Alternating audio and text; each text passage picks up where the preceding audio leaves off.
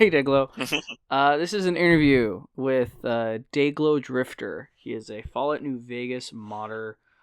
He's recently released Deathblow, a slave companion, as well as Tags. And is Tags your only other companion you've released? I know you've released the NPC Yeah, pack yeah, and a yeah. few others. Tags is the only other companion I've done. And you are a um, active team member for Nova, Arizona, which I am also a part of. Correct. Yeah, yeah. I do quest development for them primarily. Um, let's see. Since Deathblow was first released, I wanted to ask about that. Um, Yeah. what prompted you to get started with Deathblow? Maybe that's too soon. Um, Yeah. What inspired Deathblow? I don't know. A couple things inspired him, I would say. I always kind of actively have been thinking about the Van Buren documents for a while, in relation to New Vegas. Um, and it has irked me a little bit, uh, to see a lot of modders not really use just some of the fortunate ideas that are kind of just sitting in those. So um, I wanted to do something about the reservation for a while that really explores it, as like a part of the Vegas universe, you know. Mm-hmm. So that inspired me.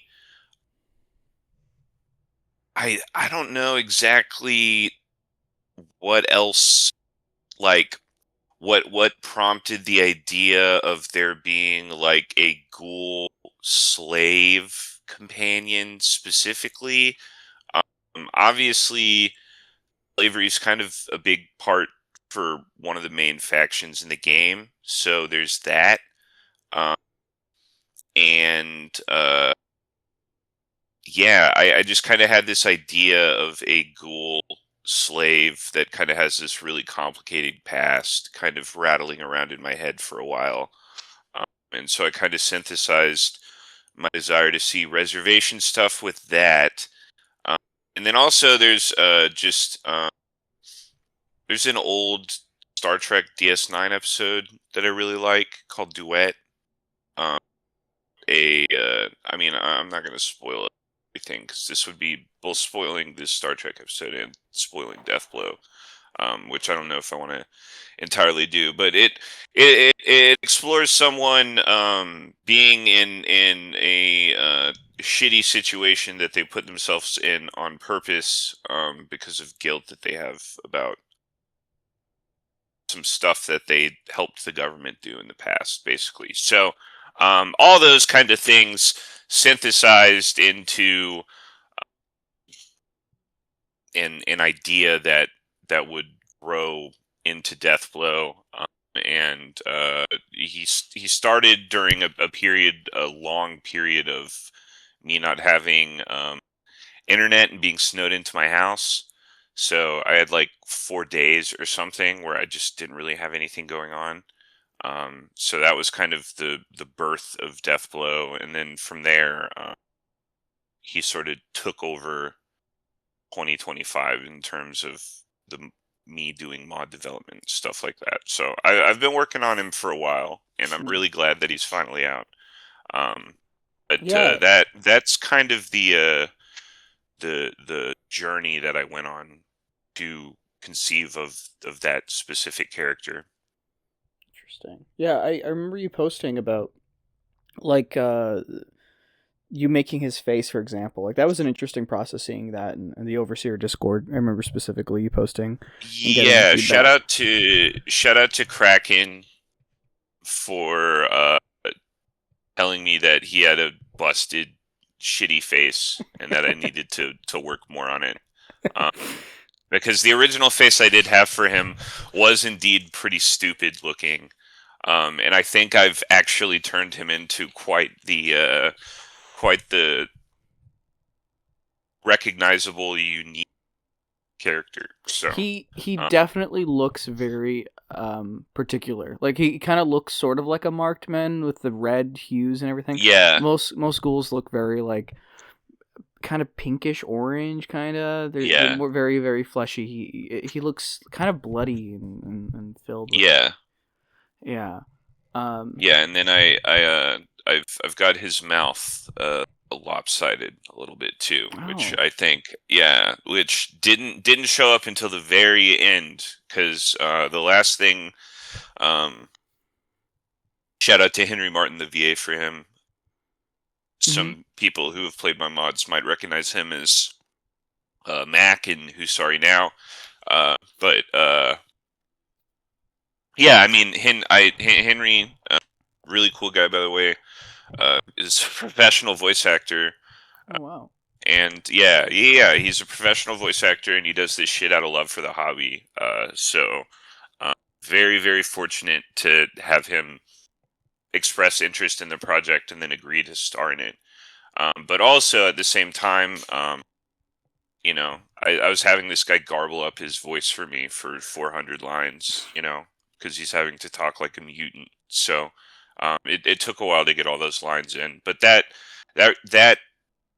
fortunately also gave me time to bug test the mod and stuff like that. So I ended up with a much more, let's say, polished product than I have been able to do in the past. With some, I've had some shaky releases, which I guess is like kind of par for the course for Fallout New Vegas, because Fallout New Vegas didn't have the most Stable release. the yeah, the most flawless release either. Um, but yeah, so I Well, you get your mods out there, and then because you can always kind of go back. I always think about the saying of like perfect is enemy of good, and you can yeah, release something good.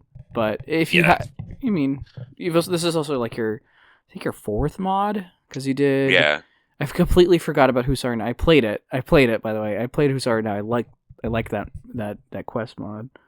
Um, and I played a bit of tags, but I I'm the worst when it comes to playtesting. Like that's my problem with playtesting. Personally, I can't sit down and like all right, I guess I'll kill the NCR and I'll have the powder. Like I can't do evil playthroughs and stuff. And yeah. Deathblow isn't like an evil karma No, companion. no. You can. He's kind of a blank slate, honestly. So you can kind of work up all kinds of motivations for how you and Deathblow become partners in wandering the wasteland. So if you want to be a piece of shit who's like, yeah, dude, I want this guy following me around as my slave bodyguard or whatever, then you can do that. But also, if you're someone who's like, oh, gee, this is a really messed up situation, I'm going to intervene here and try to free this guy, you can do that too. It may go a little interesting, because Deathblow's freedom is kind of tied into his whole quest, which, also I meant to say is one of probably the most complex questing work I've ever done. So pretty proud of that as well. But yeah, so he a good courier could travel with him, a evil courier could travel with him, a neutral courier could travel with him. Um, it's not just a well, what's her name in Fallout 3, the slave Uh, companion, Clover or yeah, whatever. Clover. Well, Yeah, it's not like that where it's just this like comically evil thing. okay, but Deathblow's a pretty for Fallout 3, like all of their companions are flat as a cardboard box. Like flat. no, of course, yeah. They're So I do want to say that it's not like that. I like to think Deathblow is probably one of the more complex characters I've written. So hmm. yeah, I have him on my load order, so when I do this next playthrough for my Nova stuff, because I'm working on some stuff for Nova, I'll have him in as a companion. give my thoughts on it. Yeah. He I think he's gonna get a lot more love than tags. Purely because he's not linked to a faction that a lot of people like don't even like, you know? Mm-hmm. Or like a quest line that no one ever does. Because it locks you out of a bunch of shit at the beginning of the game that you don't get access to again until the second act. Yeah, like But pissing off the fucking NCR really early on. yeah, I so mean, I personally like doing fucked up shit like that, and creating these fucked up incentives to do things like that. Um, yeah, but like alternate. I do, yeah, I do acknowledge that, yeah, I do somewhat shoot myself in the foot in terms of getting my stuff out there when I'm, having people side with the powder gangers against the NCR, and uh, you know, blow up the talent pool quest by killing Bruce Isaac and all this stuff. It hasn't made me the most popular with everybody, but I personally like uh, kind of providing the players with reasons to monkey wrench vanilla game kind of stuff and quest lines. Yeah, Uh, that's been by a providing, controversial thing like recently, especially if the it's autistic harmonica big thing with that was Unforgiven and people being mad about the Gamora thing and kind of torching the ability to do Gamora questline because of that. But I oh mean, really, does that happen in yeah, there? yeah, because there's a moment in that mod where you can you're faced with a decision. It's like you can either kill the guy and then make all the Gamora mad at you, which, like, I don't know, I don't mind it. If it, my opinion on it as someone who mods is like, oh, if it bothers you that much, you can open up the GEC and change it. Like, it's not Yeah, like yeah, you can add an alternate stage quest for Who's Sorry Now of like, oh, instead of killing Bruce Isaacs, you kill Bruce Isaacs' cousin Loose Isaacs in Freeside. Like, yeah, who cares? You yeah, know, yeah. like if it That's bothers true. you that much, Yeah, you can learn. But yeah. So if anyone's listening and refuses to play Who's Sorry Now for the Bruce Isaac thing, which of all the reasons that you don't play that mod, that should be one of the lower things on the list. But well, but yeah, Who's Sorry Now you was guys your have first mod, permission right? to make Loose Isaac. So my first mod was actually the NPC pack, which I delisted. Mm-hmm. I took it off the Nexus because, um, to be frank, it was a a disaster under the hood. It was a Oh. complete mess technically. That was my first ever mod I ever did, What prompted you and to start modding in the first place, and why did you choose to go for NPC pack? Because usually people do like, I don't know, all sorts of weird different things, like maybe a quest mod or so, something. yeah. So my first quest ever was in the NPC pack, actually, because I have the quest where a merchant visiting Cottonwood Cove had his slave run away from him, and you got to go get the slave back. And you can either, obviously, you can set the slave free, or you can do all this stuff. But that was the first quest I ever did, and it was kind of a fucking mess, honestly.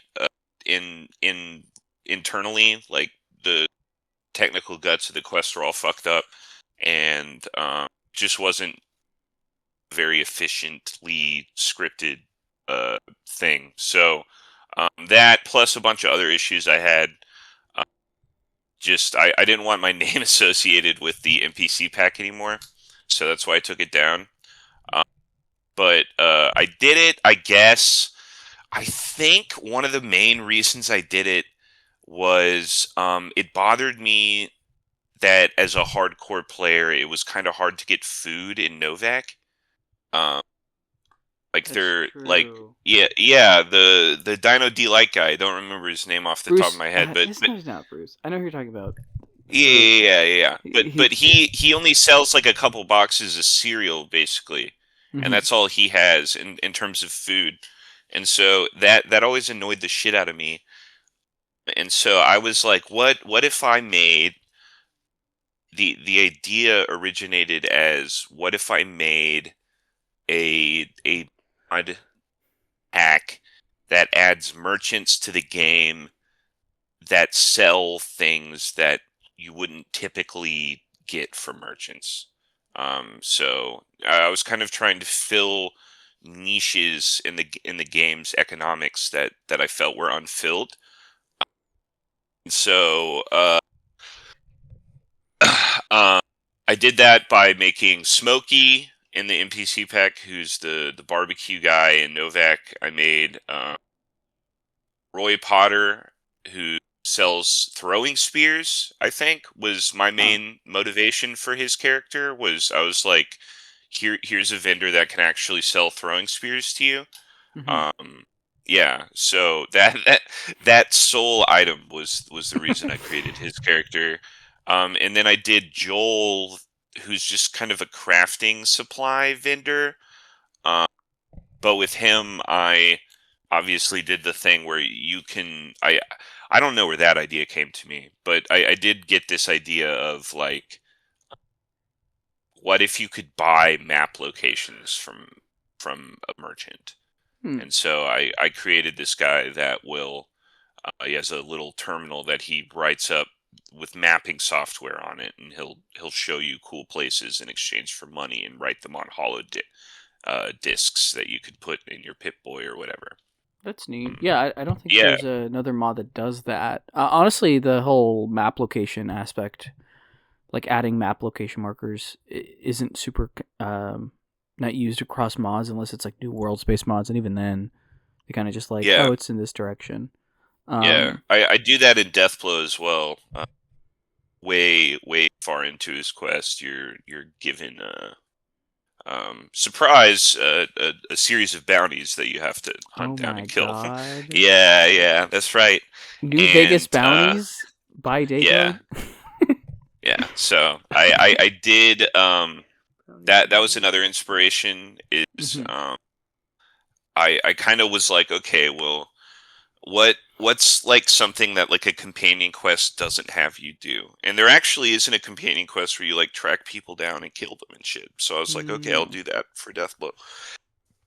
Um, but yeah, so that's why the NPC pack started. I would say is I kind of smashed a couple of ideas together.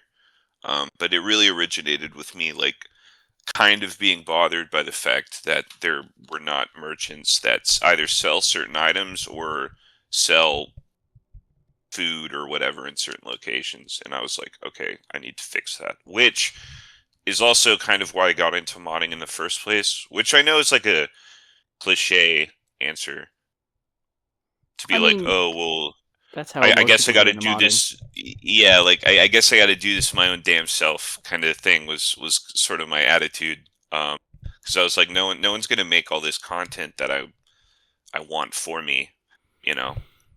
Hmm. And I've said online before, like, in servers and stuff, like, it does kind of feel like sometimes there's just ideas that have been in my head too long, and I need to get them out, so that I can focus on other stuff. And there's that element of it as well. And I think Yeah. all my mods are made partially through that method of every mod that I make, for the most part, has been an idea that I've had that predates modding, basically. Hmm. Well, when did you? Yeah, Okay, like, what was your first experience with New Vegas? Like, did you play it at release, or because I know you yeah, talked about? yeah. I played it at release. Oh, did you like I buy it was on yeah, PC or yeah. Xbox or PS3? No, I bought it on Xbox 360 on release. I remember I drove down to GameStop and got it that day. Holy shit! Did Um, you? Was there a yeah. midnight release back when they used to do Oh, that? yeah, I think there was a midnight release, but I didn't do that shit. I just drove to GameStop and got it. Picked it Um, up. yeah, because I'd played Fallout 3 and really liked it. Oh. Because I don't know, I was exposed to Morrowind when I was like, I don't know, maybe 14 or 15, Hmm. because my brother rented it. Before then, I'd only played like kind of like Legend of Zelda. I'm assuming. Nintendo, like Nintendo type shit. So I never like really experienced like a full blown like RPG video game before. You know what I mean? Hmm. Side of my closest experience to that was like Pokemon or like Final Fantasy, but that's not the same thing. You know what I mean? Yeah, Uh, Final Fantasy yeah, is like very much you're not really role playing. Like you're it's a very linear experience. The fun is like build and writing stuff. I didn't know you played yeah, Pokemon. yeah. I Sorry, mean, when I was a kid, when I was a kid, I played Pokemon. huh. But What yeah, was it's been a while since I've played it. I'm gonna ask I about think the last Pokemon. Pokemon, I think the last Pokemon I played was the Ruby Sapphire one Oh, for Game Boy Advance. did you play all the way through? Did you was it like that tail end of being No, a I don't teenager? think I've ever beaten a Pokemon game actually. Really? Yeah, Huh. So yeah, you picked up more. Did you play Morrowind start to finish? Oh no, because your brother rented it, and then you yeah. My picked it. brother rented it, and then uh, I bought it. I after my Oh. brother returned it to Blockbuster to date this story. Um, after my brother returned it to Blockbuster, I went to like a Hollywood Video or some shit, and I bought a copy of it because I was like, this is the coolest thing I've ever played. And that kind of just cooked my brain uh, permanently in terms of like what kind of video gaming experiences I look for and enjoy. Mm-hmm. So I kind of just really immersed myself. You know, all my friends at school were like, "Oh, well, you know, there's this Oblivion game and stuff like that." So and then um, once I had access to an Xbox 360, I got Oblivion, and I would play the shit out of that. And so my when Fallout 3 came out, I got it because everyone was like, "Oh yeah, dude, you know, it's like Oblivion but with like laser guns and rocket launchers and shit like that." And I was like, that sounds fucking awesome. So I played it and I liked it, but I remember reading the wikis on Fallout and being like, dude, what's all this other stuff though? Because I remember like the NCR and that kind of thing was like way more intriguing to me than the the Bethesda Bethesda, like, world building. yeah, the Bethesda Capital Wasteland thing. I remember that like boring me after a little while. And so I was like, I kind of was like this wiki hound, reading like all this shit about the new California Republic and its whole thing and all this stuff. And then when Vegas came out, I was like, I gotta get this because I gotta find out what like all this shit is basically. Huh. Um, and so that's that's when I got New Vegas. I got it on. It came out on the 10th of October, and I think I got it like that day. I remember it 2000. came with like a holographic sleeve that had the Ranger on it and stuff like that. Mm-hmm. Yeah, but yeah, so that was my introduction to New Vegas was like day one basically. And also, I will say, my game was not buggy. I don't Really? know if I did. Yeah, I don't know if I just lucked out. I was on the 360, which I think was like one of the more stable ones. But yeah, no, I think the only bug I ran into is I think Boone did um, vanish into the ether at some point during my Yeah. playthrough. Because on Yeah. release, NPCs or sorry, companions would walk back to their like marker location instead of just Oh, teleporting straight really? through. Yeah. Oh, really? So if Yeah. you fired Boone, he would walk through Legion territory and Oh, get murked. Jesus. Yeah, dude, that's fucking funny. No, I remember like doing it was like really early on after getting him too because I remember doing the Repcon quest and I remember seeing them down in the launch bay with the rocket ships and shit and I remember seeing Boone down there and I What the remember being fuck? like what the fuck is Boone doing down there and then I never saw his character again after that I for guess the he one rest of the of the ghouls. playthrough. Yeah. Yeah. I think I kind of immediately forgot about him when I met Veronica and just did her thing instead. I 'Cause think she was like I think she was like the only companion that I actually did the entire quest for in really? Yeah. Well, because I was kind of an idiot, man. I like I didn't fully understand like the complexities of like Arcade's Quest and all this Hmm. shit, you know. Yeah, Um, that's an yeah. aspect of like old game dev that like you don't really see anymore. Like I'm trying, like, did you play Ocarina of Time, for example? Yeah. So like, I can't imagine trying to figure out the big Goron quest without the internet. Oh Like yeah. Well, that I shit mean, is. we did have game facts and stuff like Oh, that's that. true. Yeah, the Yeah. game guides and stuff. Yeah, yeah, there was game guides. Um, I don't know. I remember when Ocarina of Time came out because I was like a little kid, Hmm. and I don't know. There was like this word of mouth market also. Like there was always Oh some older yeah. kid that knew how to do it, I guess. Um, so we managed. Damn. Yeah. So the like weirder, not weirder, but the like more complex quest completion stuff for companions didn't know. Like you wouldn't know it when on your first playthrough. I'm trying to Yeah, think of. well, Hmm. also, I intentionally avoided going online and looking at shit for the Mm, game. that makes sense. Also, so Huh. I wasn't really privy to. Okay, dude, to do Arcade's Quest, you got to do this and this and this and this and this. I wasn't reading any of that stuff until later. Yeah. Yeah, Because at that point in 2009, the internet was around.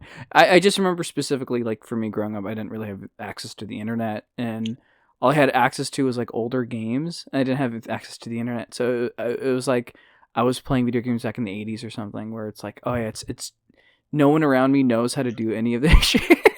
Like, I yeah. had one friend, I had, like, two friends that knew how to do things. Like, I'd have to ask them how to fucking, like progress into Wind Waker. Ah, fuck, I just remember that. Yeah, I was like 9 playing Wind Waker on my broken, those Wind old. Waker was the shit, dude. Yeah, and I had to ask Yeah, him Wind about. Waker was badass. It's fucking awesome. The first time I played it, I didn't get the magic upgrade. And if you don't have the magic upgrade for the final boss, with the light arrows and shit, that shit takes fucking hours. At least it did for me. It's insane. They should make Um, like a JRPG, like a party-based JRPG game in the Zelda universe. That would that be would be sick. that would be sick. I'm trying to. Yeah, they should do that. Listen, I don't know Miyamoto, who's in charge. Aonuma, Yeah, Miyamoto. Aonuma. Yeah. If you're listening, do that shit. Put those. Who are the guys in Zelda that live underground in the giant lava cities? Goron, the No, Gorons. no, dude. They're little shy guy looking guys. I don't. Dude, maybe that's like hyper Oh, obscure lore. Deku, the Dekus.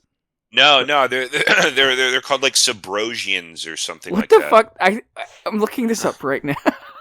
Yeah, look them up. Sabro. Subrosian Legend of Zelda. I cannot remember this. Mind you, I have not played.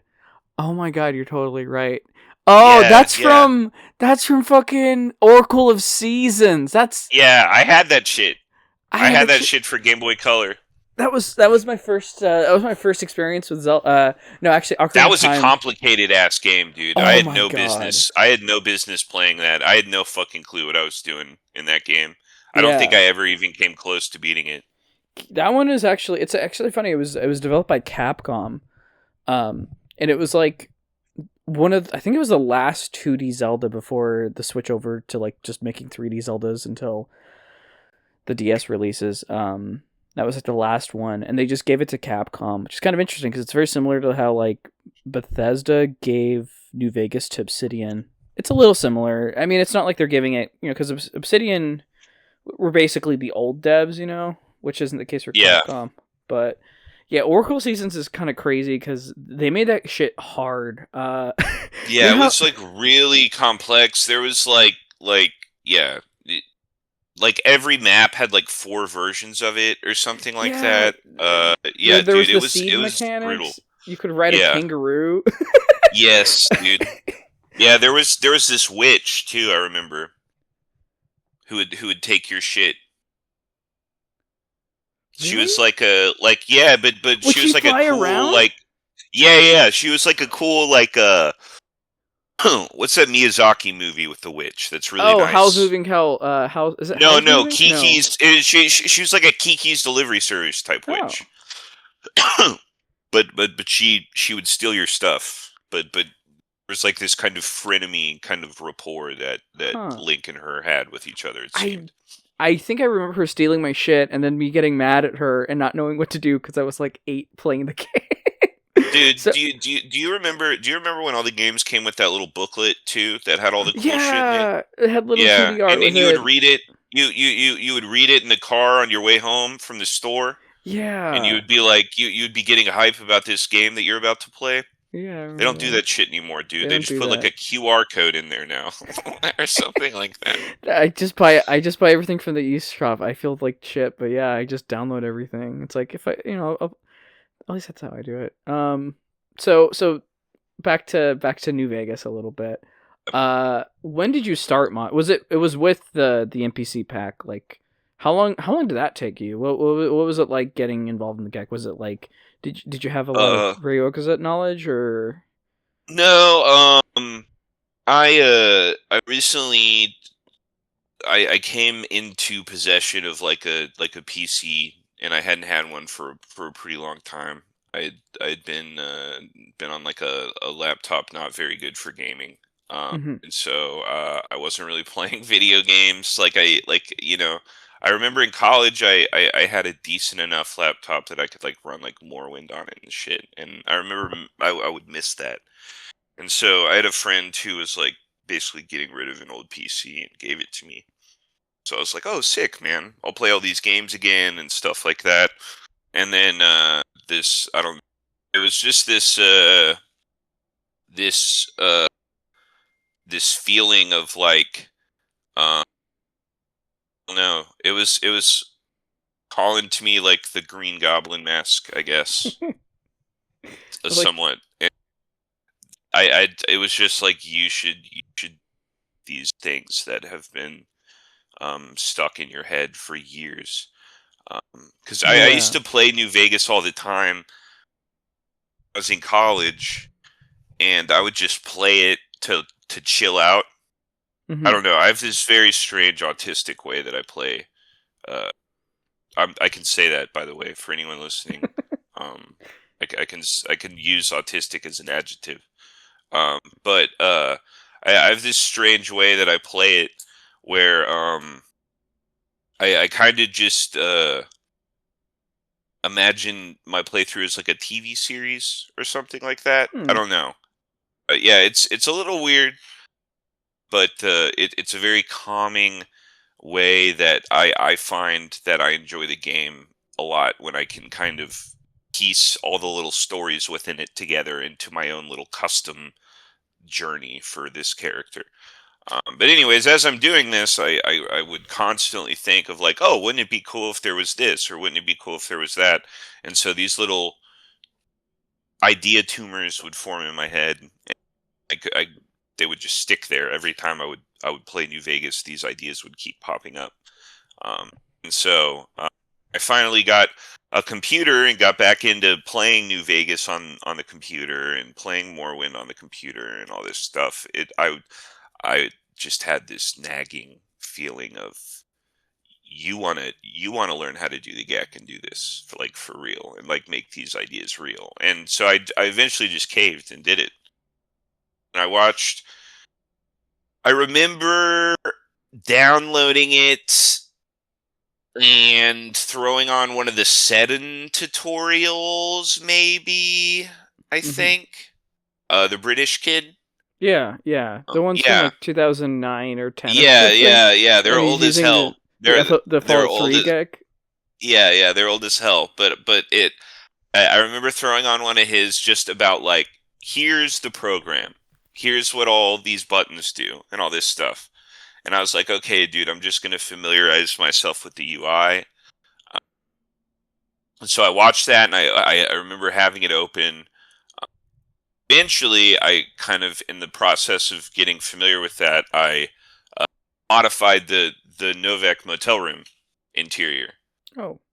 and that was my first mod. Actually, was the mod I made while teaching myself the GEC. Um, So that's basically how I got started, and from there, uh, it was it. I kind of had this plan where I was like, okay, I'm going to gradually take on these more and more complicated tasks, Yeah, basically. you built off your Yeah. what you were Because I learning. also, dude, I Mm-hmm. had an interior pack Oh. that was actually my first mod. Was the interior pack I made, um, where I took some buildings that had boarded up entrances and gave them doors and interiors. Uh, but it was a mess. The hood, once again, and so I just didn't want it around anymore. So Yeah. I I mean, I nuked it. Um, but uh, but yeah, so I got started in the GEC doing interiors and stuff like that, and I very quickly wanted to start writing little guys that I could put into the world, you know. mhm. So I PC Pack was my introduction to that, and from that, I always knew I wanted to kind of make these story content based ideas a reality. I don't really have any desire to like, oh, like I want to make cool armors and stuff like that. I want to tell like stories You're calling me in out. the You're game. calling me out. No, no, no. I'm not. I I Because I that's I yeah, I think it's cool to make cool armors, and I use cool armors in my game. I just yeah. have no desire to do that because first of all, there's a shitload of people out there that are way better than I could ever be at it, and second of all, I just all my ideas are like Creative writing based yeah, stuff. creative writing, yeah. Yeah, that's. I mean, that's where I come from. Like my background with modding is, or sorry, like creative background is in fact writing. Like I love writing. I don't know if I'm any good at it, but with modding specifically, like I started with mesh and if bashing and stuff, and then now I can like make outfits and like I think the first thing I had was Puddle Pond's. She made a courier duster replacer that turns into like a crust punk outfit. I remember playing New Vegas and like modded because I always was modding it because whatever. And I was like, what if I added the Frontier, you know, chest plate to this, and then I kept the Ulysses stuff. And oh, I wish I knew how to do that. I could ask a modder, but modders are all angry, angry assholes, Yeah. and they Shout don't out like to doing Puddle things for other Pond, people. by the way. Puddle Pond has always been super cool to me. I remember like I think Puddle Pond is like one of the first people that started like was like a big time quote unquote modder that started like saying really encouraging stuff about my work. So That's shout out good. to Puddle Pond. Yeah, no, she's awesome. I just love her work. It's really great. Like I think she has No, some of the cleanest she's mustache super stuff. cool. Her she made the outfit for the Arizona companion. Oh, Uh, DJ. Yeah, DJ. yes, yeah, she made DJ's outfit. It looks very good. Hmm. Speaking of Nova, Arizona, what? So you said you did like quests and stuff, or the like Yeah, yeah, I've done shit. I've done maybe like 3 or 4 quests for them so oh far. snap. Yeah. Which Um. which in the broad scheme of things is Mhm. not a whole lot. Yeah, I think. Puts me it puts me at kind of one of the lower levels of production for the project in terms of like their quest staff because there's people on that team that have done dozens of quests, you know. Yeah. Um, but but also I been juggling stuff a lot. So Well, Nova, Arizona has been kind of a one of many places where I've been putting in work. But with Deathblow coming out, that kind of I plan on changing that a little more. Uh, diversifying maybe a bit. Maybe do more Nova not. stuff. Yeah, just I think honestly, just more like team stuff is probably going to be my focus from now on.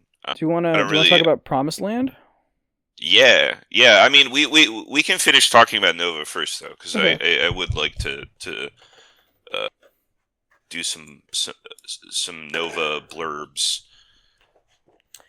So for actually, this is a great opportunity. So for anyone who doesn't know what Nova, Arizona is, can you explain what Nova, Arizona Yeah, is?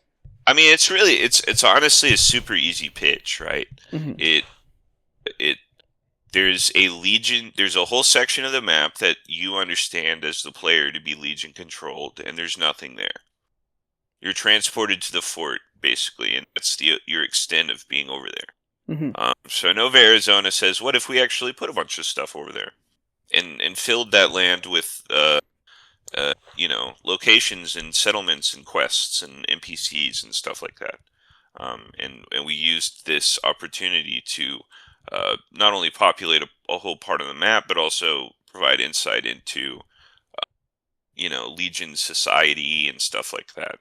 And obviously, with a topic like the Legion, where there frankly is not a lot of information about like civil society or anything like that. You know what I Yeah. mean? Or even really Um, the daily life of like all we know about the yeah. Legion is like So there's an enormous amount of creative writing and stuff like that that needs to occur in order for that vision to be made a reality.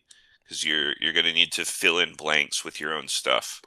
Um, so yeah, so it's a project that does all of this, and it does it really well. I think so. I mean, it's also Yeah. vanilla. That's another aspect of it. It's like it's supposed to be vanilla plus, but Yes. vanilla is like the base vanilla is a very thoughtful game with a lot of very thoughtful Yeah. writing, and so it's like you Yeah. have a lot of freedom in regards to how you go about exploring this society and culture. Also, Um, shout out to Vanilla Plus modders. That's my community right there. yeah, he's a Yeah. vanilla modder. Vanilla plus. I think Deathblow. I mean, you can't even take Deathblow into the DLC areas. No, you don't. And by the way, that's a pain in the ass to script. Uh, that's like a whole thing. So like it's actually way easier to let your companion just go with you into all the DLC than it is to keep them out of it. Hmm. But I wanted him to feel like a vanilla companion, so I wanted to keep him out of the DLC. And also, Gotcha. personally, I feel like a lot of DLC is somewhat minimized by having a companion there with you, anyways. Oh, most So certainly. yeah, Yeah. yeah. Like I've seen, I've seen mods where you can take companions with you to like the Sierra Madre and stuff like that, and they're like, I "Oh, geez, this sure is a crazy situation." And it's like, I don't know, dude. I feel like it. And listen, I'm not knocking anyone's sensibilities. If you want to do mhm. that, and I understand why people would be like, "Oh, it would be cool to bring my friends with me on all these adventures to these other places." It's just not for me. I think the DLC is like kind of catered to be played in a certain way, and so I try to write my companions in a way that respects that. I think like if I was gonna write I guess I am writing a companion. If I was gonna write like a non Nova companion, if I had the DLC integration, I'd probably be like they're cowering in a corner, absolutely just fucking traumatized by what's happening, and Yeah. they or they're completely debilitated. Because I've played um Dead Money Tweaks, which makes the DLC far harder with Morat, and like he completely invalidates the difficulty of like the tension and the difficulty of the DLC just goes up into Yeah, flames. yeah. Especially, and it's like also like, dude, Dead Money already has friends for you. Like, Yeah, what are you talking you have about? four You already have friends. friends in that. Yeah, yeah. You have You Christine. already have friends to talk to. So like, why do you need to take your Mojave friend with you? Yeah, Yeah, I mean even but yeah, Willow. Willow doesn't. You can't even bring Willow to the DLCs, but that's more because I think the modder just stopped modding New Vegas right before even any of the DLCs came out. Actually, no, I mean then you would still be able to take her with you. I think. yeah, but she wouldn't have any reactions. I No, think. she wouldn't. Yeah, she just kind of Yeah. break the balance It of would it. be it would be really weird. Yeah, she would break. She would make it feel busted. She's like, oh, you give her pencils from the Sierra Madre. She's like, oh, I love you. It's like you have sex with Willow in in the red cloud, and you're just dying. It's ridiculous. I don't know. Just what are some of your favorite like modded companions, if you have any that aren't your own. Um, favorite. Damn, dude. Honestly, man, that's tough. I kind of made a lot of companions specifically to because I have a problem with the way a lot of modded companions are done. Is there a Yeah. modded companion I like? I definitely don't like. I definitely hate the take a vanilla like a vanilla NPC with you as Oh, like the Sunny Smiles companion and stuff like that. I don't yeah. like that. I I don't know how you push that to be like a full, because like if you're making a modded companion, obviously you're comparing them to vanilla companions who have a lot of reactivity, have a lot of personality, have really, Yeah, exactly. they feel like buds, you know. So it's like Yeah, you can't really do. There's in the Overseers server, people love the Melissa companion, like that con lady. yeah. Is she any good? Never played her. Oh no, she's a vanilla NPC, right? Yeah, She's the one with the Kiwi accent. yeah, they turn her Yeah, into a full fledged companion, which like I'm sure it's fine if you know as like a Fallout 3 tier companion, but I think mod companions they gotta. I think that's part of maybe why modded companions are either very hit or miss because they're trying to like hit that quality level as yeah, vanilla, but then they also want to go yeah. beyond it in some ways. Or sometimes they overdo it, and you have the super ultra mega companions, right? That Yeah, and I think that is like the pendulum swinging in too far in the other direction, where it's like I don't need a companion to comment about like when I put bubblegum in their inventory versus when I put like you know what I mean? Like yeah, and that's too much for me. yeah. So Swan. I think it's kind of a sweet spot. Um Apparently Oliver Swanik has lines about tags. Yeah, he has Yeah. the mechanic for that's actually I was like looking at the script. It's insane. It's not gibberish to me, but I'm like I could probably copy paste this and use this functionality. But yeah, Yeah. you can make it. You can make that stuff. You can make the those little mod like intermod compatibilities without actually having them in He the calls tags three eyes, I think, really. which is pretty good, I Oh, that guess. is funny because he's Pretty wearing the creative. Yeah, glasses yeah, in yeah, the yeah, yeah. iPad.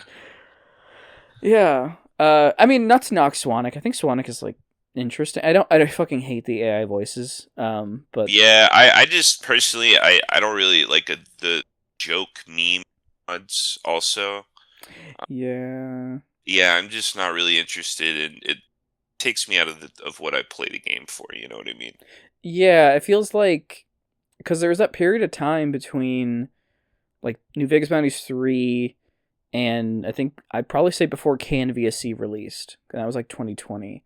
There's like a 5 year period of time where the community kind of died. Like it kind of died and it was kept alive sorta by like Al Chess Breach. So if there was any like new quest mods being released, it was mostly to like have Al Chess Breach react to them. There's nothing wrong with that, but it's like this Yeah, isn't there was a lot of zany stuff that existed just for Al to play. Yeah. I which feel like a lot of that shit's gone now. I feel like a lot of it's like not even on the Nexus anymore. yeah, some of it has been removed. Like I'm trying to think off the top. I mean, War Trash got removed.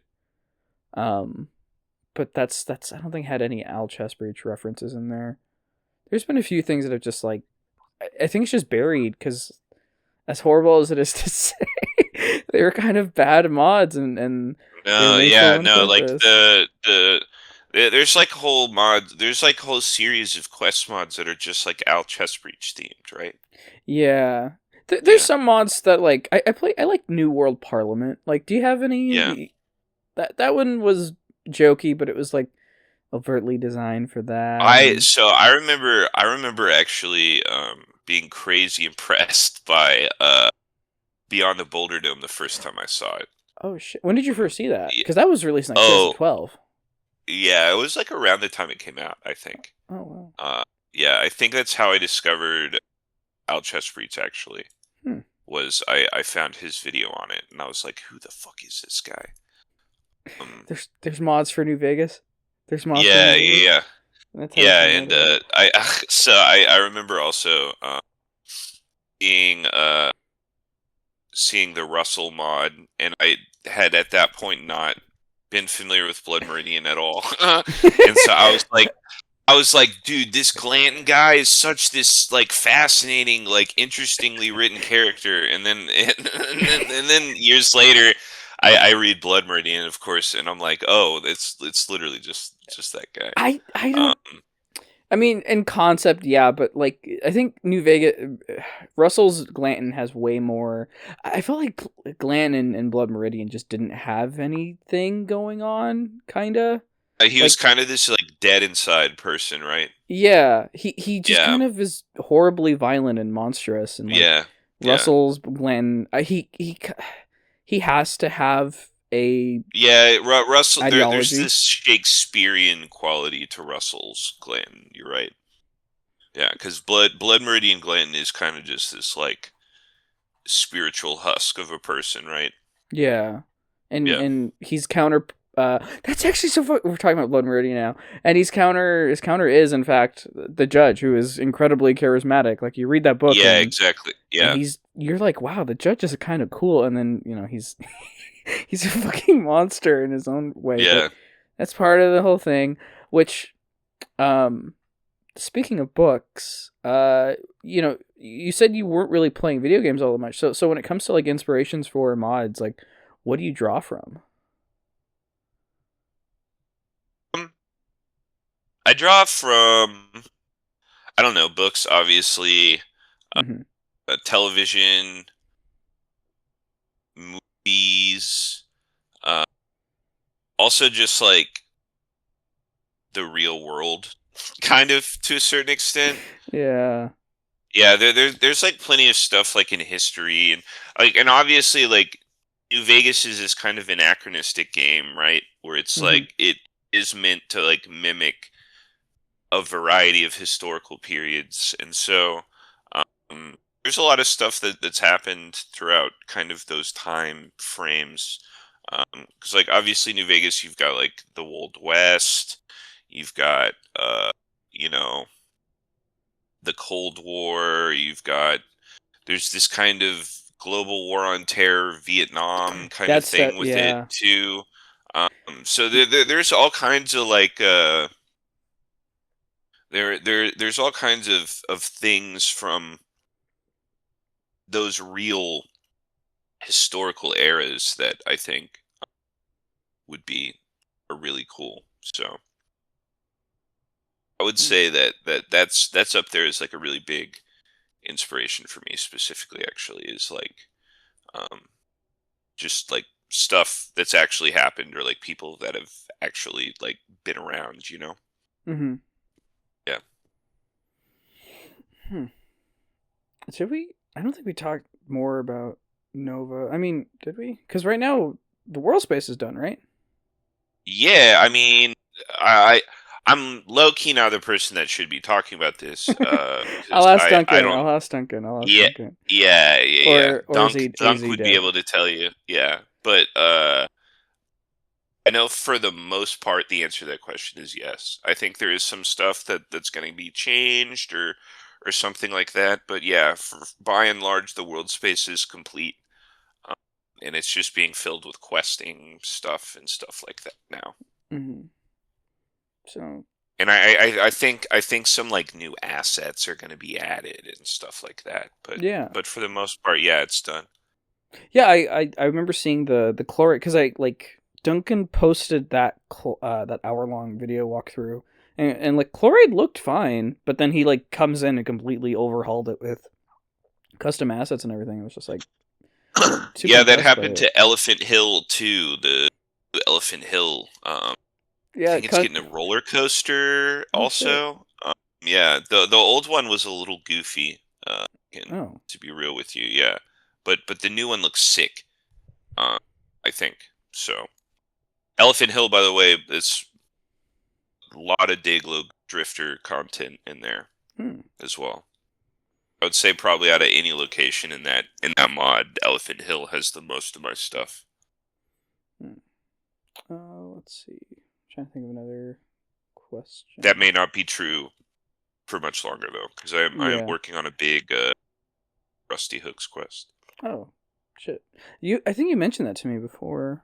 Yeah, You were still in the process of doing that. yeah, I'm still working on it. But with Deathblow out of the way, I it does kind of feel like a weight has been lifted, and I do have a little more energy for doing other shit. Yeah, I mean, companion stuff, like, I think that takes up the Oh, most it's amount of time. brutal, dude. It's so brutal, man. Like, because I'm trying to think of how much I can even talk about. I was doing like preliminary planning for Wind and Kid, and it's like, oh, if I want to do him kind of right, I have to like, maybe like 10 15 companion reactions, and then like, because of how his companion reputation will work, it'll probably have to have like three different responses depending on where you are at with his reputation question. It's like, Yeah, that's 300 lines. I do That's that. so many lines. I do that with Deathblow also. Oh shit, really? Right? Yeah, yeah. I he has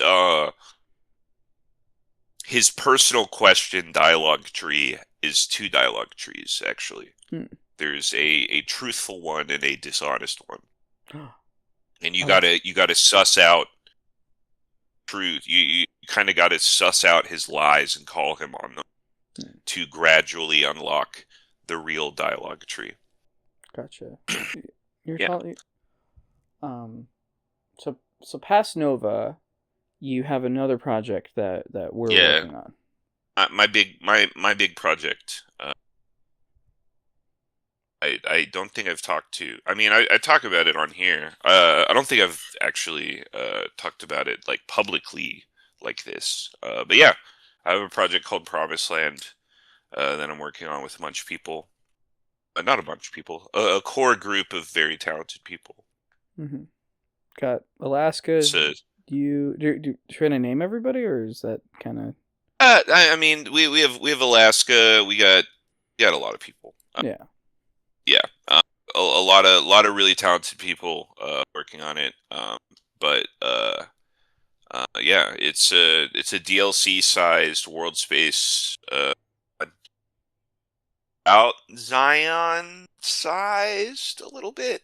I Hmm. think is my understanding of it. Based in Death Valley in California. Um, and it's still pretty early on in development, but planning on putting together a big old mega dungeon for it, and uh, a big thing I'm doing with it. We're having an NCR villain What? for The the NCR is yeah, good. What are you talking about? yeah, The yeah, NCR, yeah. they could do no wrong. We're having an evil NCR guy is the villain for the mod, Oh no. and a we wrote up our own tribal faction that's kind of these unfortunate people caught in the crosshairs of these evil NCR people. So you'll get to see them. The Panamint, who are very nice. And yeah. So it's been a really productive year over 2025 for it. We got a lot of cool stuff going on. A lot of cool custom assets and textures have come out for it that we're using now. So I think we've developed this really cool color palette um, Yeah, for it's how the world space looks. the desert looks very different from vanilla. It has like a glow, like a yellowish. It's not like a piss Yeah, filter. There's like a nice yeah, gold kind of sort of. Not re- yeah. And then we have salt flats too. So there's this like very pale color to it as well. And up in the mountains, you have the green pop of like all these juniper trees and stuff. It looks really cool. Yeah, it's a very different. But yeah, Visually, it's very different from the yeah, Mojave's desert. I would agree with that. I think it looks very unique in its own way. Yeah, I think people will dig it. But yeah. yeah, so that's a. I mean, I really that's like the main stuff we're working on right now. So like that's pretty much all I want to talk about. Um, because we do have this huge quest obviously this huge DLC size quest and all these NPCs and stuff like that, but we really haven't implemented a whole lot of that, and it's all uh, excuse me, it's all kind of like drawing board kind of stuff right now. So Yeah. Well, the yeah, with any big DLC size mod, you really should focus on making the world space first, kind of, yeah, or at least having that like core outline done, yeah, what it would look and like. then the mega dungeon interiors also um, are are kind of as equally as labor intensive as the world space Oh, that we're putting together. Yeah. yeah. So yeah, so we have a big old giant dungeon. There's It actually will be the biggest dungeon in the game. there's not that many mega dungeon mods out there. Actually, I think that there's only like one off the top of my head that's out of bounds. That's an insane that's an insane quest mod. Like that's like a huge ridiculous one. It's like Yeah. a back rooms thing. There's no world Yeah. space. You're literally just in a giant fuck off back rooms dungeon, and it's very different design than like anything I've ever played. That which makes me interested in like how Promised Land will do it. I mean, it's not. Yeah, we're kind of trying to go like a Metroid, like kind of system shocky sort of vibe for it. Hmm. But we have our own custom static kit and everything like that. So that'll look unique as well. Uh, so it'll be cool. It's just there's a lot of stuff. A lot of It'll be planning. like yeah, it'll be dozens of interior cells linked together. You know, so Hmm. yeah, Designing. I play like way too many Metroidvanias.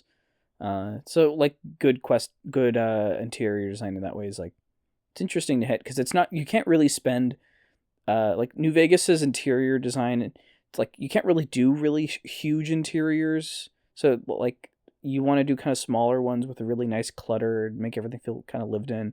So like big fuck off dungeons with interconnected stuff. It can work. It's just it's very hard to do in engine in a way. I yeah, think. yeah, yeah. I'm not looking forward to the room bounding and stuff like that that Oh we're gonna have yeah. to do. To be honest with you, but we'll cross that bridge when we get there. But yeah, no, we're a big word that gets thrown around in interior design kind of sessions that we have is the word puzzle. Mm. We want kind of puzzle oriented stuff. So we're constantly kind of trying to come up with these cool, interesting ways to make the environment reactive and make the player have to encounter obstacles that they have to kind of think critically to get around and stuff like that. Hmm. And we've already come up with some really cool stuff. So Yeah. I'm looking forward to working on it more. yeah, Make some quests for it. yeah. Maybe make some armors. What that sort of stuff. Do more. Here's a question. What are your favorite quest mods? Shout out to C Guy. CGY, yeah, that guy fucks. That Yeah, guy's yeah, awesome. yeah, yeah, yeah, dude. Playtester on playtester on Deathblow, by the way. C Guy is one of the greats in my opinion. Uh, his Race to the Bottom mod just got a huge new update actually, like 2 years after release with like this whole new post post quest thing and like a Legion quest line for it and all this shit. So Race to the Bottom for sure is up there as one of my goats. Um, I like I like Agent Fuse's stuff a lot. Um, I'm a big fan of the the Uncanny Valley Research Center. Uh, that's a good one. Suspicious Minds by C Guy, really cool little quest. Insane amount of variability with that one.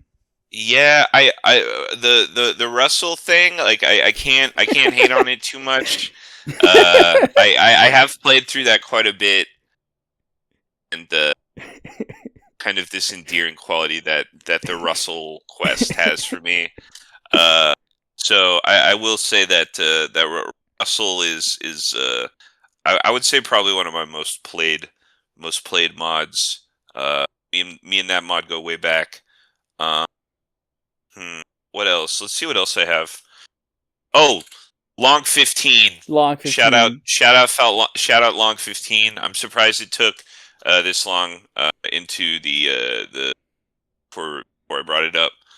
That's probably the greatest quest mod that's out there. Yeah. Yeah, And that I personally think mhm. it probably is gonna like do stuff for the community. I think that that mod is kind of going to change the way the community works a little bit.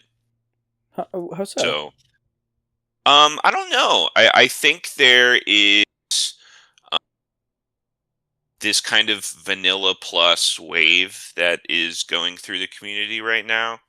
I think a lot of people want to kind of tell these stories that keep a straight face and kind of respect the original game world rather than trying to overshadow it and stuff, you know? Uh, Yeah. I think Long 15 and projects like Nova and stuff like that are like kind of a big part of that, personally. That's fair. Yeah, I mean, trying to think of like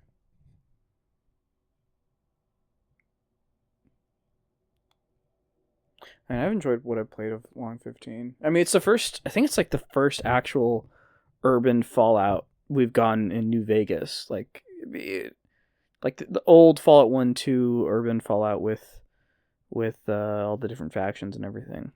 At least I think it Yeah. is. Especially in writing. But um, what are you working on next?